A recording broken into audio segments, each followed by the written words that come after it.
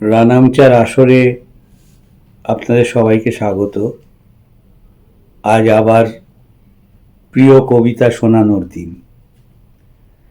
আজকের যে কবির কবিতা পড়ব আমি জানি আপনাদের অনেকেরই অত্যন্ত প্রিয় কবি নির্মলেন্দু গুণ। কবিতার নাম আমার গোপন প্রেম। যেসব নারীকে আমি গোপনে ভালোবেসেছি তাদের সঙ্গে আমার কখনো বিচ্ছেদ ঘটেনি। পক্ষান্তরে আমার প্রকাশিত প্রেম সমূহ পূর্ণ হয়েছে বেদনায়, বিচ্ছেদে। তাই মনে করি প্রকাশিত প্রেমের তুলনায় অপ্রকাশিত গোপন প্রেমই ভালো। যাকে ভালোবাসতে ইচ্ছে করবে তাকে আমি গোপনে ভালোবাসবো, যাকে ভালোবাসি তাকে কখনো তা জানতে দেব না।